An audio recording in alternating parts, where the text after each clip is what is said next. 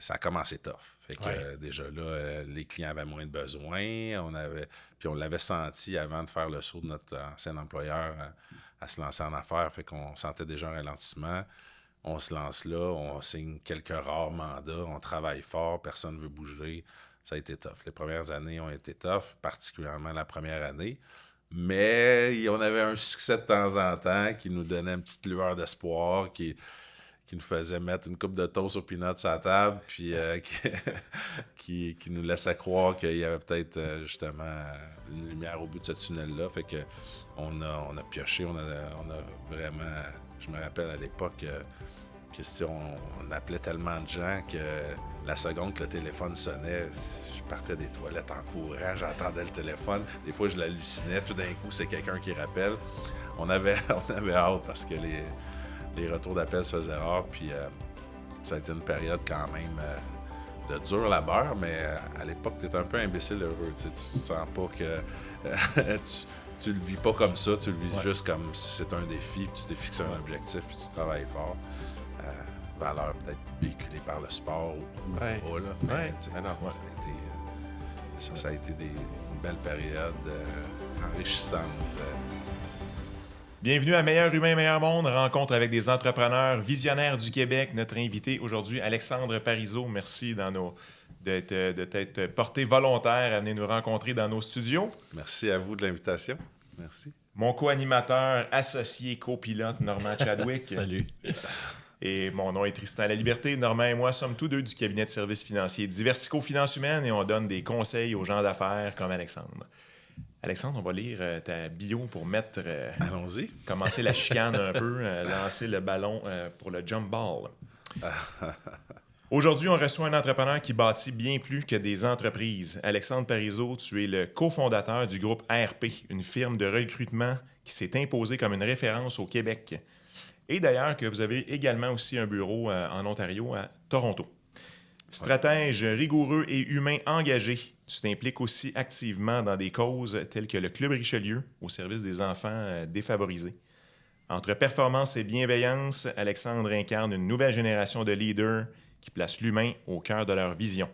On explore aujourd'hui ce qui t'anime et ce que tu apprends encore et ce que tu souhaites transmettre. Parce que bien sûr, le podcast est à propos de transmettre. Alexandre, commençons par un peu d'où tu viens. J'ai bien aimé d'entrée de jeu en coulisses que tu nous as dit que ça a parti par le basketball, en quelque part. Wow. Lançons ça comme ça, c'est pour ça que j'ai lancé l'analogie Le du jump ball, Ouais, oui. exact. Non, mais ça a forgé qui je suis aujourd'hui. Ma carrière de basket m'a vraiment doté d'une multitude de qualités humaines, puis de désir de réussite, esprit compétitif. Et la liste est longue, fait que c'est pour ça que je te parlais du basket, mais effectivement, ça a joué beaucoup pour moi. Mais c'est vrai que chez les entrepreneurs, on voit régulièrement quand même un passé de sportif. C'est vraiment quelque chose qu'on a vu, nous, en tout cas, comme étant un fil conducteur. OK. Ben, c'est pas que ça, évidemment, mais je pense aussi que à travers le sport, tu développes des aptitudes. Fait que c'est pas étranger à la réussite de plusieurs. Parce que derrière tout athlète qui s'est rendu à un certain niveau, ben tu retrouves beaucoup de travail. Puis dans l'entrepreneuriat, on se cachera pas que ça en prend. Ça en prend là. La discipline, une vision, il y a beaucoup de qualités qui viennent de l'esprit sportif là, que tu mets de l'avant dans ta carrière nécessairement. Là. Je pense, ouais. T'avais-tu un entrepreneur dans ta famille déjà ou t'es le premier qui sort du lot, là? Pas tant, ouais. Okay. Non, je pense que je suis le premier. OK. J'ai eu des mentors along the way, mais OK. au niveau familial, dîner familial, puis même famille élargie, je pense que je suis le premier. Ça, c'est intéressant, des mentors. On va revenir un peu sur ton profil, comment RP est arrivé, là, mais les mentors, c'est toi qui es allé les rencontrer, puis tu as levé la main, « Hey, j'ai besoin de toi », ou c'est des gens qui t'ont vu, « Hey, j'aimerais ça t'aider », et comment ça s'est passé, ça? Tu vois, c'est à travers le basket que mon Encore? premier mentor que je pense. Je pense à mon ami Pierre qui nous a aidés à nous partir en affaires, David et moi. Mon lien avec lui, c'est que je coachais son gars au basket. Fait que tu vois, un autre lien avec Et voilà. le sport. Ouais, c'est ça. Along the way, il y a plusieurs personnes qui m'ont aidé. Puis lui en était un qui est encore aujourd'hui, là, qui m'aide beaucoup. Fait que moi, j'ai été laissé tantôt. Disons qu'on fait juste un petit recap de ta vie avant l'entreprise puis le lancement de l'entreprise. On aime toujours savoir de où ça part. Fait que, on sait que tu es allé à l'Université Laval parce que tu as joué dans l'équipe de basket là-bas. Qu'est-ce que tu étudiais là-bas? Qu'est-ce que tu as fait ensuite là, qui mène tranquillement là, vers la fondation du groupe RP? J'ai étudié en administration des affaires avec une majeure en marketing puis une mineure en gestion de PME. Fait que ça fit. Je ne savais pas à l'époque que ça deviendrait autant un lien qui fit, mais je trouvais que les cours étaient intéressants. Puis je voyais de l'intérêt à faire des cours de management, puis des cours de gestion des ventes, puis des cours de gestion d'entreprise, puis élaborer un plan d'affaires, puis des choses comme ça. Je trouvais ça intéressant. Fait que qui l'aurait cru que ça deviendrait aussi pertinent, mais ça a été ça. Par la suite, j'ai eu 2 années à vendre des uniformes de sport. Étant moi-même issu du milieu sportif, c'était mon dream job. C'était pas très payant, mais c'était vraiment le fun. Se promener dans des terrains de soccer, des arénas, des terrains de basket. J'avais beaucoup de plaisir à rencontrer des sportifs comme moi. Puis quand je suis déménagé à Montréal, à la base, j'étais de la grande région de Montréal. Je suis déménagé à Québec pour le basket, entre autres. Puis quand je suis revenu, je retournais au Bercail. Puis j'ai cherché un emploi. Puis sur un affichage, j'ai eu l'opportunité de faire... on m'a offert l'opportunité de faire du recrutement pour la firme pour laquelle j'appliquais. Puis j'ai trouvé ça pas mal intéressant. Puis j'ai fait le saut à ce moment-là. Tu as fait le saut en affaires, tu sais? J'ai fait le saut comme employé en recrutement. En recrutement. Fait que ça, c'est le début du monde du recrutement. On ne l'a pas dit, mais groupe RP veut dire groupe recrutement précision. Donc, les lettres RP, c'est ce qu'elles veulent dire. RP, elle veut dire recrutement précision, mais aussi recrutement performance, recrutement prestige et recrutement propulsion. C'est pas étranger que toutes les groupes toutes les divisions de notre groupe aient les mêmes initiales. On a essayé de trouver un mot qui disait à la fois en français et en anglais avec le même orthographe, puis qui comportait les lettres R et P. Recrutement était commun, donc la lettre P. Fait que ça, on a fait le tour. Il nous restait peut-être Premium, puis il y en a 2, 3 là, qu'on n'a pas pris. Fait que ça a été ça notre vision. Mais à la base, on était recrutement précision, spécialisé en recrutement en comptabilité et finance, fiscalité légale. C'était pas mal notre core initialement. OK. Maintenant, les autres divisions, tout ça. Maintenant, on a vraiment ajouté des cordes à notre arc avec performance, qui sont des métiers plus techniques, architecture, construction, immobilier, manufacturier. On a... en tout cas, j'en oublie, mais des métiers plus techniques. On a recrutement propulsion, secteur de la santé, de la pharmacie. Puis, on a recrutement prestige qui est dans le fashion, commerce de détail, la mode.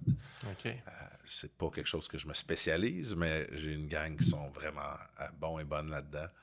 Fait que on couvre tous les secteurs. Puis c'est une de notre forces, c'est que contrairement à des concurrents où c'est des firmes de recrutement généralistes, nous, on a vraiment des spécialistes dans chacun des secteurs d'activité. Fait qu'on a quelqu'un qui a sa propre niche, puis qui est issu de ce milieu-là. Fait qu'il a déjà son réseau bâti, déjà sa spécialité. Ce qui fait en sorte que quand cette personne-là parle au client, ben, elle connaît ça, puis elle connaît quelqu'un. Puis fait que ça nous rend d'autant plus pertinents dans nos interactions clients comme candidats. Fait que on fait ça. Puis à travers le temps, à travers les années, ça fait quand même août 2008. Fait que ça fait 17 ans. Très bientôt, ça va faire 17 ans. Ben, on a réussi à ajouter prend beaucoup de cordes dans notre arc, qui fait qu'on couvre presque tous les secteurs en ce moment.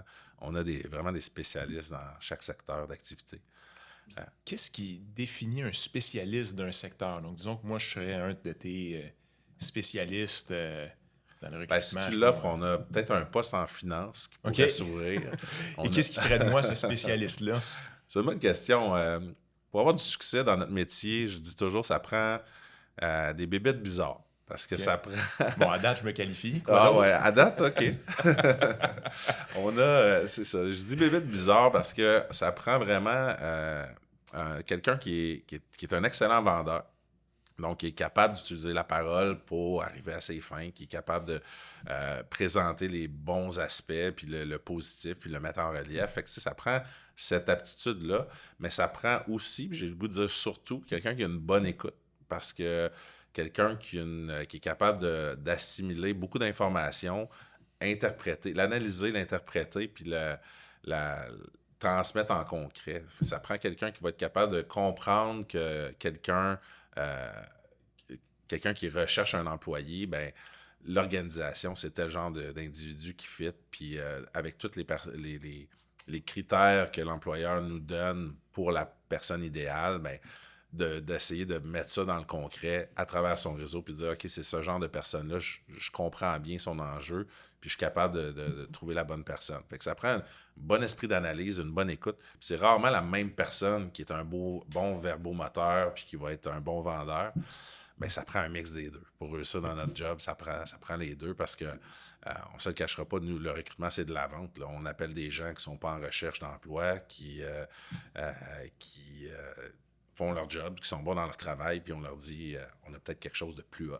Viens nous voir, on va te présenter ça, puis essayer de faire un fit là, avec nos jobs. Ouais. Il y a une différence entre être un spécialiste et être le propriétaire de la firme. Donc, tu t'es parti en affaires avec un de tes associés, David, à l'époque. Vous étiez 2 à l'époque, vous êtes maintenant 3. Mais quand tu décides de te partir en affaires, ça prend de l'audace, là. Ça prend un petit coup de pied à un moment donné, à quelque part, pour se dire on fait le saut.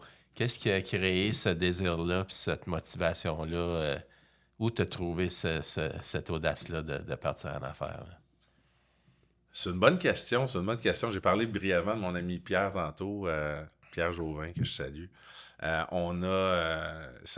a été mon coup de pied parce que j'ai parlé quelques fois puis que j'avais cette envie-là. Puis en fait, c'est David et moi qui, lors de multiples repas, parce qu'on lunchait ensemble, on a commencé la même journée pour un autre employeur en recrutement dans le Vieux-Montréal. Puis on est devenus amis, puis on a lunché ensemble, je pense, à tous les midis, tout le temps qu'on était là-bas. Puis quand tu as une bonne journée, puis là, oui, justement, où tu t'aperçois qu'il y a du potentiel d'affaires dans ce métier-là, puis là, tu te dis, Colin, il me semble qu'on serait capable de faire quelque chose de pas pire. Puis, à force d'en parler, mais on était des 2 gars qui s'en parlaient tout le temps, jusqu'à temps que Pierre me dit, t'es-tu sérieux dans ta démarche? Puis je suis comme, ben, c'est quoi être sérieux? Ben, c'est faire un plan d'affaires. Puis je suis comme, j'en ai déjà fait un à l'université, moi, un plan d'affaires. J'ai fait un cours là-dedans.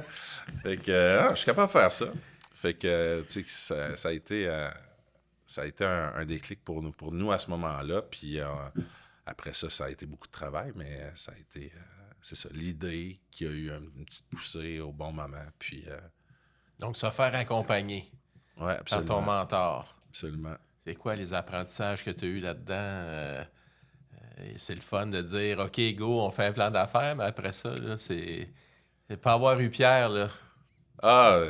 Ben, il nous a aidé beaucoup, justement, à la rédaction du plan d'affaires, nous a présenté des gens au niveau des finances pour nous aider à financer le projet. Puis après ça, et surtout, David et moi, on a mis les efforts, là, tu sais, c'est 40 heures semaine, ça n'existait pas, entendons-nous, là. Ouais. Puis, je ne sais pas si vous vous rappelez de 2008, qui était notre année de départ, c'était pas parfait comme choix de période. Fait que, on a eu des années difficiles, puis ça a commencé, puis c'était... ben c'est ça, ça a commencé tough. Fait que déjà là, les clients avaient moins de besoins, puis on l'avait senti avant de faire le saut de notre ancien employeur à se lancer en affaires, fait qu'on sentait déjà un ralentissement. On se lance là, on signe quelques rares mandats, on travaille fort, personne ne veut bouger. Ça a été tough. Les premières années ont été tough, particulièrement la première année. Mais on avait un succès de temps en temps qui nous donnait une petite lueur d'espoir, qui nous faisait mettre une coupe de toast aux peanuts sur la table, puis qui nous laissait croire qu'il y avait peut-être justement une lumière au bout de ce tunnel-là. Fait que on a pioché, on a vraiment... Je me rappelle à l'époque que si on appelait tellement de gens que la seconde que le téléphone sonnait, je partais des toilettes en courant, j'entendais le téléphone. Des fois, je l'hallucinais. Tout d'un coup, c'est quelqu'un qui rappelle. On avait hâte parce que les retours d'appel se faisaient rares. Puis ça a été une période quand même de dur labeur, mais à l'époque, tu es un peu imbécile heureux. Tu sens pas que tu le vis pas comme ça, tu le vis juste comme si c'était un défi, puis tu t'es fixé un objectif, puis tu travailles fort. Valeur peut-être véhiculée par le sport ou pas, là. Mais, non. Ça a été une belle période enrichissante. Comment vous avez au début, vous partez à 2, toi puis David. Ouais. Fait qu'au début, c'est du développement d'affaires, j'imagine quasiment juste ça, temps plein tous les deux. Ouais. Mais sinon, tranquillement, parce que là, vous êtes rendu aujourd'hui avec 70 personnes dans l'équipe, quand même. Fait que vos rôles ont évolué entre-temps. Ouais. Comment vous avez départagé, c'est quoi que toi tu fais, c'est quoi tes mandats principaux, puis ceux de David? C'est ça, il est venu après. Parce qu'au début, on faisait la job. Fait que, comme toute notre équipe. Vous faisiez tout, là, au début. C'est ça. Fait qu'on a pris notre dynamique à deux de notre ancien employeur. Puis, évidemment, on avait grand respect pour celui-ci parce qu'il nous a quand même laissé partir une entreprise concurrente. Fait qu'on n'a pas attaqué aucun de nos anciens clients. Puis, pour toute la période de notre non-compete, on voulait être fair parce qu'il avait été vraiment beaucoup avec nous. Fait que ça rendait ça tough, là, parce qu'on avait appelé du monde à notre ancienne job. Fait que on mettait ça de côté, mais on trouvait ça important. Puis, fait que c'est dans un contexte difficile. Mais c'était ça qu'on faisait. C'était du démarchage d'affaires.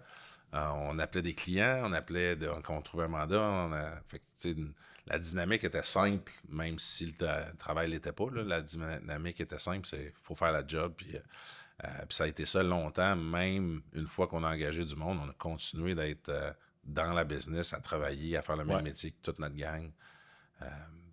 C'est ça, au sein du groupe. Puis une grosse proportion de notre desk était sur notre clientèle, même si on avait engagé des gens qui étaient aussi développeurs d'affaires. C'est sûr.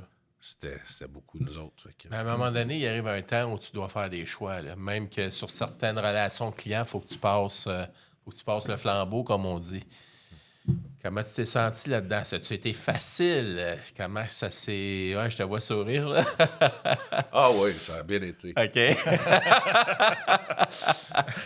Oh boy. Non, ça a été tough. Mais, tu sais, il est venu un temps où il a fallu devenir plus des gestionnaires. Ouais. Puis, moi, je l'ai appris à la dure. Tu sais, j'ai eu une période tough. Puis, je sais pas si c'est un épuisement professionnel ou quoi, là, mais c'était trop. Là, j'avais une jeune famille avec des enfants en bas âge, avec un déménagement, avec une grosse proportion qui est sur mon desk, la gestion du staff qui était rendu peut-être 26 personnes, puis moi qui avait il y avait 138 mandats sur mon desk, puis juste un humain normal ne peut pas gérer 138 mandats, fait que là, j'avais beaucoup d'aide, mais j'étais beaucoup moins bon que je l'avais déjà été parce que tu peux pas être bon à gérer 138 job orders, là, des personnes qui ont besoin de quelqu'un, tu comprends leurs besoins, mais là, tu transmets le besoin à l'équipe, puis après ça, tu deviens une machine à forwarder des CV.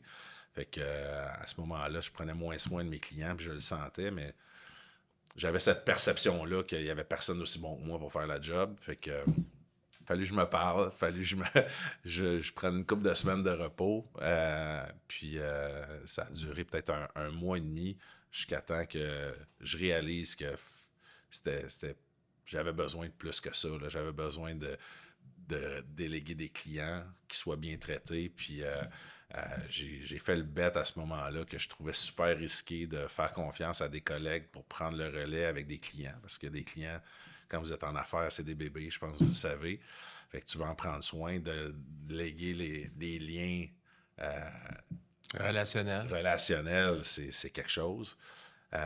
Puis finalement, ça c'est super bien fait. Il était bien meilleur que ce que j'étais devenu à avoir 38 minutes par semaine à accorder sur un mandat. Les autres, je sais pas, plusieurs heures par jour à la limite. Ouais. Fait que s'investir pour de vrai. Là. c'est ça. Fait que je me retrouvais avec une gang qui m'a vraiment épaulé. Je me sentais énergisé. Puis là, mon rôle était devenu pas mal plus. J'ai gardé plusieurs liens clients, liens d'affaires, mais mon rôle était devenu pour d'autres clients plus du coaching puis de l'accompagnement. Puis là, je m'assurais qu'on était meilleur. Puis j'ai bien aimé ce volet-là. Puis ça s'est fait super vite, alors que dans ma tête, c'est un cheminement qui a été tellement ardu puis long, mais David, a-t-il eu les mêmes défis que toi? Ou... faudrait lui demander. OK, Faudrait lui demander. on l'invitera. On va l'appeler. Mais je pense qu'il est passé par le même process. Puis, en tout cas, c'est ça. Faudrait lui demander, mais je pense que peut-être un peu moins que moi, mais... Est-ce que Pierre, tu nous as parlé de Pierre, ton Oui. mentor, il a été impliqué dans cette phase-là pour vous conseiller, puis peut-être faire allumer une lumière de dire « Hey, les boys, vous avez un beau succès, là, mais attention, là, ça déborde. » là. Oui, quand même. C'est drôle, tu me parles de ça. Tu sais, je parle de Pierre comme s'il était présent dans mon quotidien, puis c'est pas tant le cas, mais quand même, je suis allé luncher, je suis allé souper avec lui la semaine passée, puis à ce moment-là, il était là, puis il était là quand on est parti en affaires. Tu me fais réaliser qu'il est là dans les moments importants. Mais oui, effectivement, tu sais, il m'a dit de faire attention à mes liens clients parce que c'était quand même une grosse portion de ma valeur sur le marché, c'est qui je connais puis quel lien de confiance que j'ai développé au fil du temps. Fait que dans ma transition, j'ai toujours eu Cette sagesse-là, cette cette phrase sagesse-là sur sage-là. l'épaule de rester là. Tu sais. C'est pas prends les rênes de mon client puis bonne chance avec ça. Tu sais, c'était non, je vais rester là, je vais rester impliqué. Puis c'est ça, je vais être dans l'équation. OK. Puis je m'assure que ça se passe bien. OK. Puis je suis quand même au courant maintenant vraiment plus 138 mandats, probablement le double, voire le triple découle des liens d'affaires que j'ai développés parce que ma gang a fait un meilleur job que ce que j'ai fait. Fait que, tu parlais de lien de confiance maintenant avec 70 employés. Ce lien de confiance-là aussi doit être avec tes employés. Ils ont une part extrêmement importante. Comment tu gardes tes troupes motivées? Comment tu exerces ton leadership pour ces personnes-là? Ben, maintenant, mes vrais clients, c'est mes employés. OK. Puis je dis ça, évidemment, sans porter no offense, comme on dit en anglais. Pas d'atteinte. Pas d'atteinte à mes clients qui amènent l'eau au moulin, qui amènent les clients de l'entreprise. l'entreprise. Toi, tes clients, c'est ton équipe. C'est maintenant mon attention. Tes clients internes. Mes clients internes, c'est ça. On a une vision d'affaires que c'est un mot que j'ai inventé, le clientélisme. C'est pas vrai, j'ai pas inventé ce mot-là. C'est probablement David, mon associé, qui l'a entendu en quelque part. Fait que ça existe sûrement. Mais on fait vraiment, on a à cœur le bien-être et le succès de nos employés. Puis j'imagine que tout le monde dirait ça, mais on a vraiment cette vision-là que c'est eux qui doivent être bien, qui doivent être heureux, qui doivent avoir tous les outils, qui doivent être bien formés.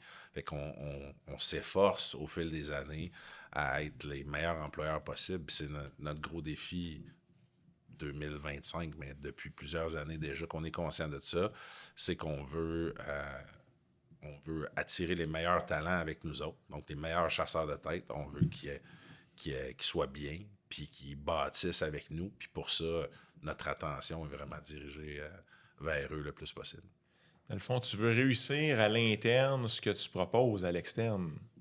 Oui, exact. On veut pas être le cordonnier mal chaussé. Ben ouais, exact. On veut les meilleurs employés, puis on veut qu'ils soient bien, puis qu'il y ait une période d'acclimatation, mais une période d'accoutumance à qui on est, qui embarque dans le moule, qui adopte nos valeurs, puis qui les perdure à l'infini, puis qui prennent leur retraite avec nous autres. Pour adopter tes valeurs, faut qu'ils vivent déjà un peu eux-mêmes, non?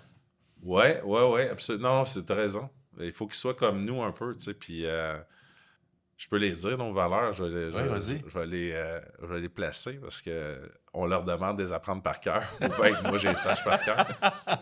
Ben, on a le dépassement de soi. Oui. Puis je vous parlerai peut-être de ça, notre structure interne, comment on a établi une hiérarchie, etc. Donc, le dépassement de soi, on veut des gens autonomes qui sont en mesure de se dépasser. On a l'engagement vers un but commun. Fait que, peut-être mon parcours de sportif, mais on aime ça, avoir une unité, puis d'avoir tous un même objectif, puis d'être guidé avec un esprit d'équipe, puis une vision sur le long terme. On a l'intégrité. Donc, avec notre clientèle, avec nos clients à l'interne, on veut des gens intègres, transparents le plus possible. On est en ressources humaines, il y a des choses, évidemment, il faut se garder une petite gêne, mais c'est important pour nous. Puis, on a le plaisir. On va avoir du fun. Dans le quotidien, on est clown pas mal. On veut des gens clowns.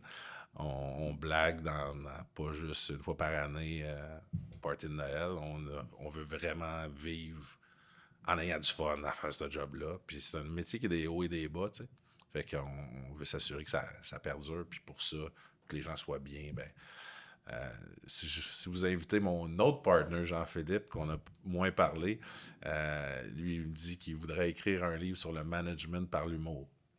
Fait que, à suivre, mais il croit beaucoup, puis pour vrai, on a tellement de fun que ça fait partie du quotidien chez nous. Merveilleux. Fait que donc, tu as nommé dépassement de soi, tu as fini par le Engagement fun. vers un but commun, intégrité, Plaisir. puis plaisir. Ça m'intéresse d'entendre l'engagement but commun. Tu sais, c'est quoi la vision claire, la destination dans ce milieu-là, en tout cas dans votre business? Ben, on a notre modèle d'affaires, nous, on est principalement, pas exclusivement, mais principalement, on a un modèle d'affaires qui est la chasse de tête en modèle en contingence. C'est-à-dire qu'on finder's fee, on est payé au succès. Et que si on ne trouve pas la bonne personne, ben on n'est pas payé. Aussi simple que ça. On se comprend. Fait que ça, on a ça dans le quotidien, dans notre c'est ça, dans notre quotidien, on est toujours conscient de ça, qu'on se bat. Des fois, notre principal concurrent, c'est aussi le client. Parce que le client, il essaie de trouver ses propres employés. Exact. Puis on est là s'il ne réussit pas. Puis on est là pour lui donner des options, je l'espère, meilleures, qui vont avoir du succès. Mais à l'occasion, ils ont aussi des tonnes d'appels de chasseurs de tête ou des firmes de recrutement ou des agences de placement de personnel. Il y a beaucoup de monde qui font ce métier-là. Différents niveaux de type de façon de faire le business, mais quand même, il y a beaucoup de monde qui font ça. Fait qu'on se retrouve avec une forte clientèle. Fait que nous, il faut se démarquer. Puis comment on se démarque? Ben, il faut les impressionner. Fait que notre but commun à tout le monde, c'est impressionner le client. Il faut qu'il fasse « wow » avec notre service.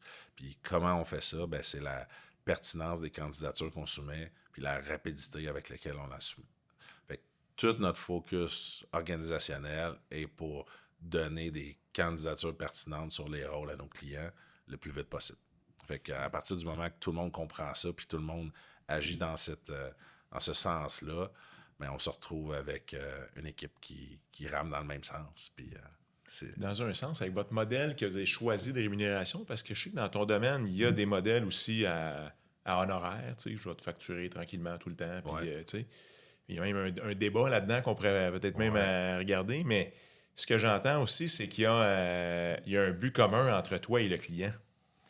Parce que dans le fond, lui, il veut trouver la perle rare.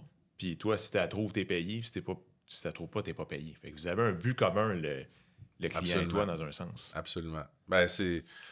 Eux autres, notre clientèle ont un besoin qu'ils cherchent à combler. Ils veulent trouver le bon employé. Puis notre but commun, c'est de absolument leur donner, puis qu'il y ait quelqu'un assez vite. Puis une chaise vide, ça coûte cher à une organisation. Puis, Ou une chaise mal remplie aussi. Oui. Encore plus, peut-être potentiellement. Oui, ça peut. Ça peut coûter très cher. Ça peut. Puis je pense juste à ma division précision aussi de la comptabilité. Là. Quelqu'un qui est full le chaos dans de la comptabilité, ça peut être long à récupérer, puis ça peut être complexe, puis ça doit être vrai dans bien des secteurs. Fait que, une chaise mal remplie, ça peut faire mal. Puis sinon, comment je parle un peu plus de vision. Tu as parlé de le but commun autour de, tu sais, on va se démarquer, entre autres, par la rapidité de la candidature, la qualité de la candidature. Très clair. Maintenant, quand tu es parti ta business, là, déjà, c'était un monde de recrutement. Tu savais que c'était compétitif, j'imagine. Ouais. Comment tu avais imaginé un peu faire la différence dans ce milieu-là?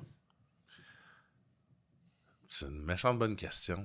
À ce moment-là, j'essaie de me rappeler, puis j'ai l'impression d'avoir nagé en survie pendant longtemps sans trop de... Je nageais, puis j'allais le plus vite possible dans un contexte où l'économie était tough. Fait que je suis pas sûr que j'avais tant une vision de me démarquer des autres. Je voulais juste survivre hors de l'eau cette période difficile-là. Mais je pense qu'au fil du temps, puis en grandissant, notre vision a vraiment été axée sur nous, vraiment d'offrir un environnement dans lequel notre staff allait être chez nous heureux, longtemps au même endroit, parce que nos concurrents vivent ça. Là. Ils ont des chaises rotatives souvent, puis nos clients nous disent ça. Là, mais là, je fais affaire avec toi, mais là, dans 2 ans, ça va tout changer. Puis si je te fais visiter l'usine, c'est toi qui vas recruter pour nous autres. Puis, fait qu'il y a bien des business que c'est un métier d'entrée en ressources humaines. Puis, tu sais, nous, c'est pas ça chez nous. Là. On veut des carriéristes. Souvent, on va prendre des gens qui ont vécu une carrière dans un secteur. Par exemple, notre leader en pharmacie a travaillé longtemps pour le groupe Jean Coutu. On a...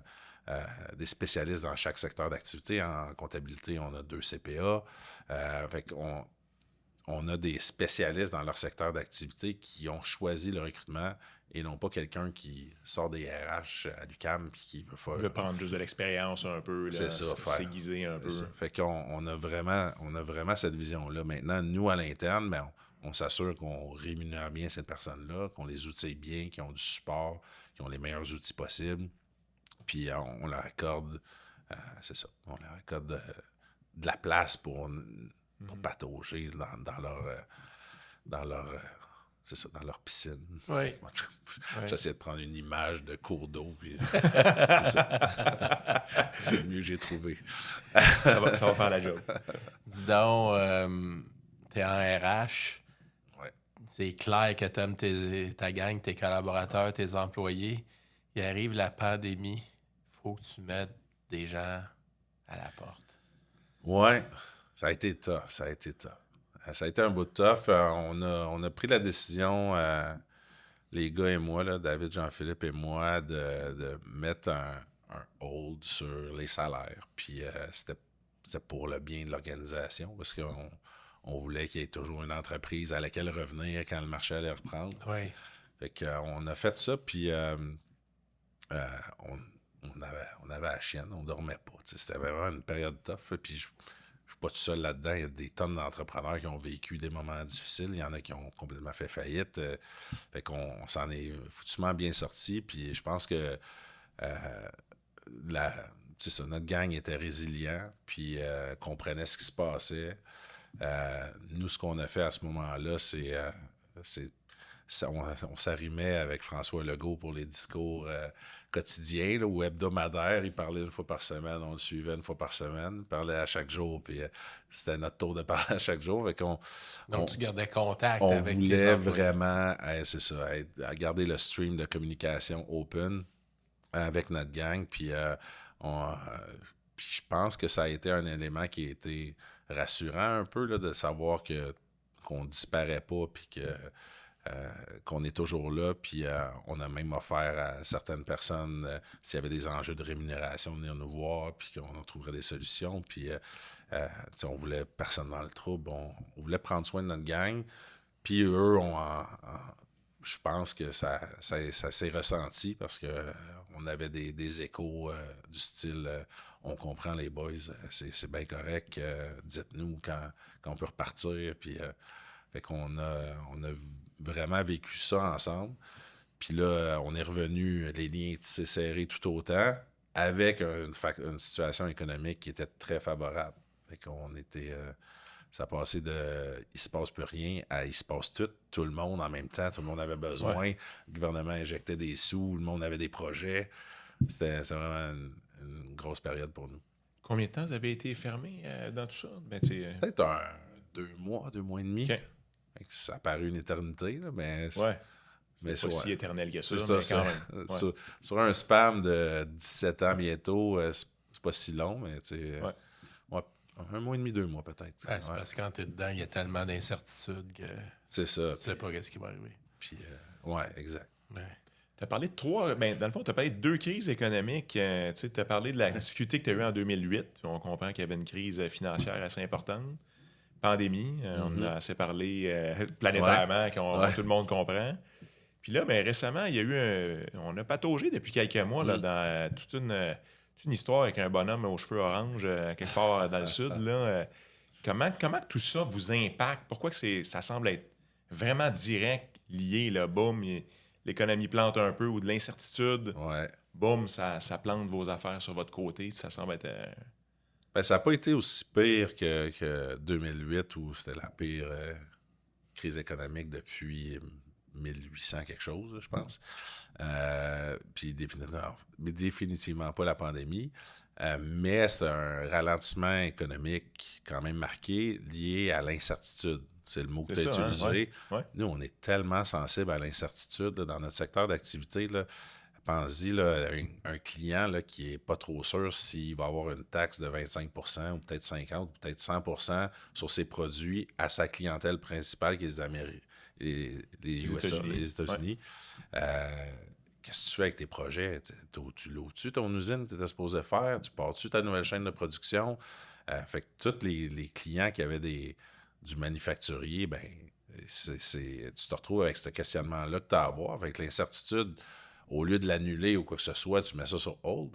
Mais là, si tu mets sur hold, tu congédies pas personne. Fait que ça rajoute pas des candidats potentiels dans notre machine. En ce moment, ensuite de ça, tu t'engages pas. Fait que ça nous donne pas des mandats.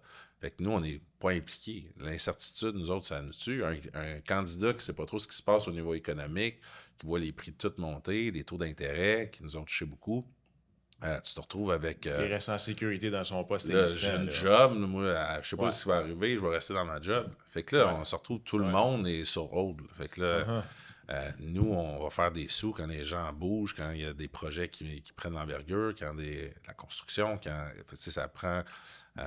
il y a des secteurs qui sont moins touchés, là, la pharmacie, ça bouge pas beaucoup, la santé, l'épicerie... mais des secteurs comme le fashion, le luxe, le manufacturier, ça a été fortement touché. Fait qu'on a eu cette incertitude-là qui a donné un certain ralentissement au cours des dernières... 1 an et demi peut-être là, qu'on a senti ça. Mais là, on sent un retour. Puis on est bien enthousiaste, on va s'accrocher à ça. Les activités sont à la hausse. L'incertitude, justement, elle baisse parce qu'il n'y a pas de bombe qui explose. Fait que les gens se rendent compte qu'on peut continuer d'aller de l'avant. Fait que, je sais pas si c'est perpétuel, mais on a nos meilleurs mois. Les 2 derniers mois, c'est nos meilleurs en 2 ans. Fait qu'on sent que ça repart. Fait qu'on est bien content de ce bout-là. Je comprends. Ouais. Tu es impliqué dans le Club Richelieu. Ouais. Une cause quand même qui touche les enfants. Ouais. Parle-nous de ça un peu. Pourquoi tu t'es impliqué là-dedans, puis qu'est-ce que tu en retires? Ben, je me suis impliqué là-dedans sans faire de cachette. Là, je voulais faire du développement d'affaires. Fait que je voulais sortir de chez nous. Puis j'ai un ami, Carl, qui est en immobilier commercial, qui m'avait invité dans une rencontre. Puis quand je suis arrivé là-bas, autour de la table, c'est des gens d'affaires, des hautes pointures. C'était des rencontres super belles, des gens super avenants, vraiment gentils. Puis j'avais assez d'autres crowds qui étaient beaucoup plus fermés, même des cercles un peu plus hautains. Puis pour du monde de qualité comme ça, je trouvais donc que c'était un bon crowd. Fait que ça a été pour ça, c'est ça qui m'a attiré. OK. Mais là, j'ai commencé ça, puis c'était plus ça pantoute. J'étais allé, en fait, le Club Richelieu Montréal, on lève des fonds pour venir en aide aux jeunes issus de milieux défavorisés. Fait qu'on a des rencontres mensuelles, on a des levées de fonds, tournoi de poker, soirée d'huîtres, levée de fonds à Noël, etc. Fait qu'on crée des événements pour inviter des gens, ramasser des fonds pour les jeunes issus de quartiers issus de situations difficiles. Puis, je me rappellerai toujours mon premier Noël avec le club. On va au centre Jean-Claude Malépart à Montréal.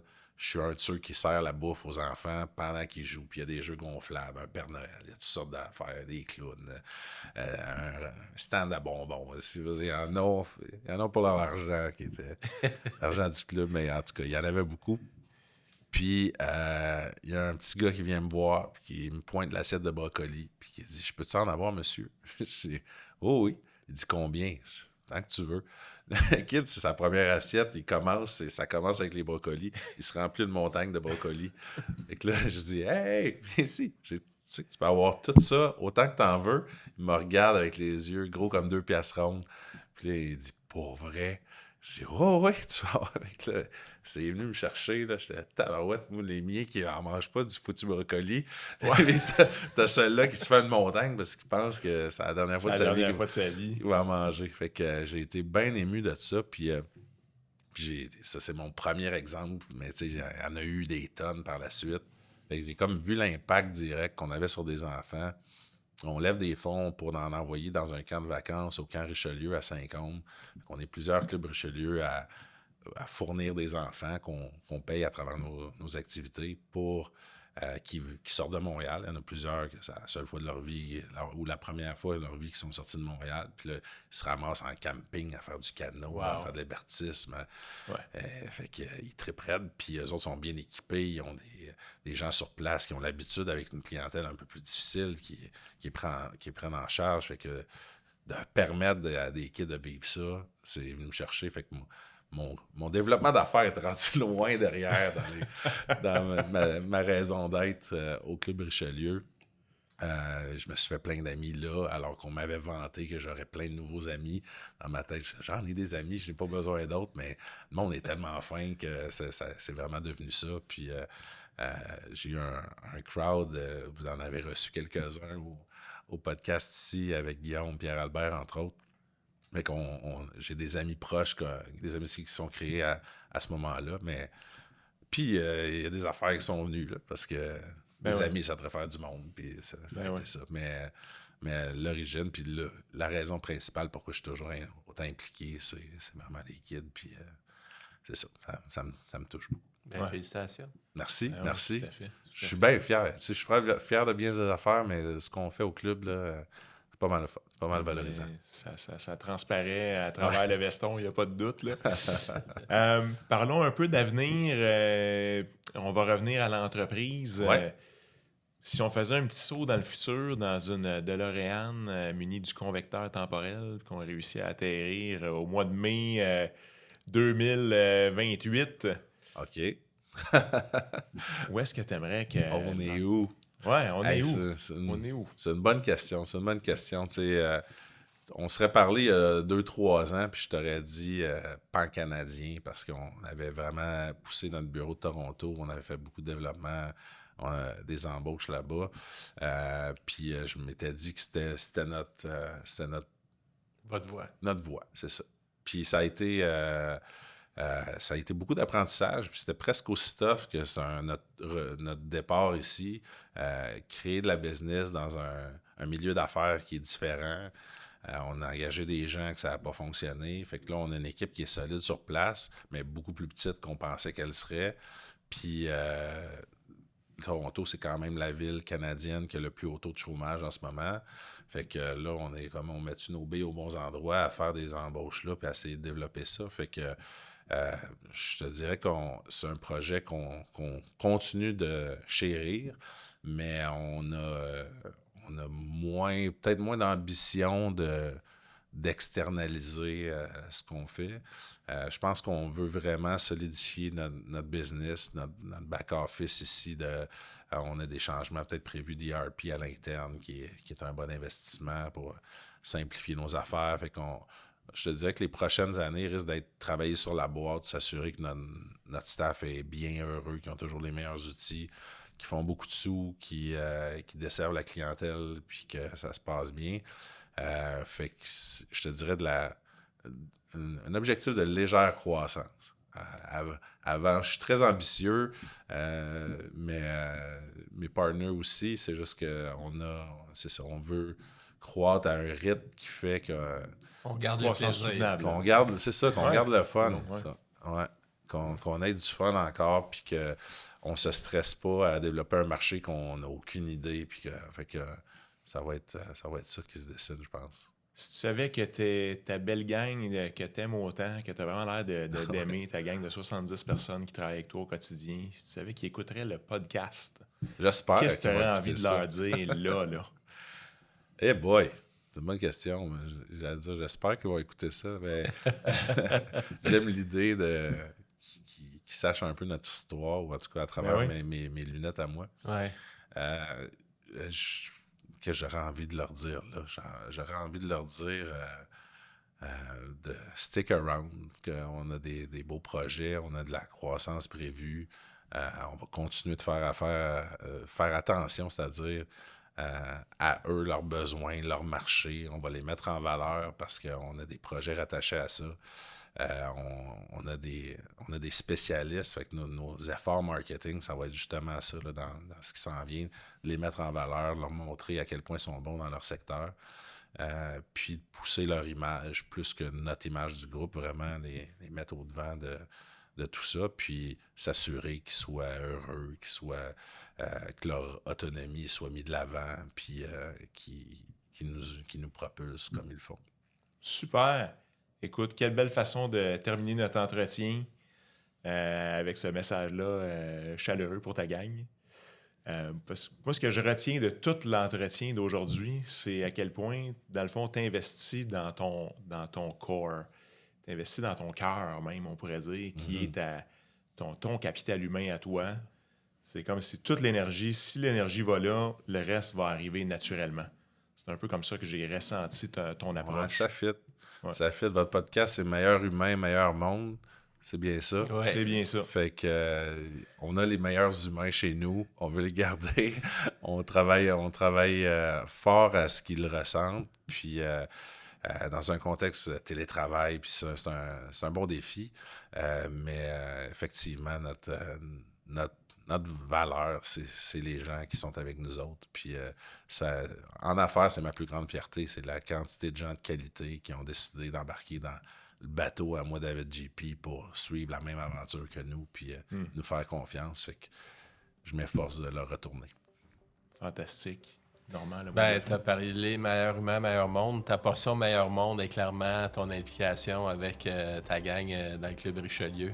L'impact que vous avez avec les jeunes, je suis certain que c'est incroyable ce que vous insufflez chez ces jeunes-là comme espoir qu'il y a des gens qui peuvent nous aider, puis quand on se prend en main, écoute, on peut réaliser des choses incroyables, mais ça commence souvent, comme Pierre a fait avec vous autres.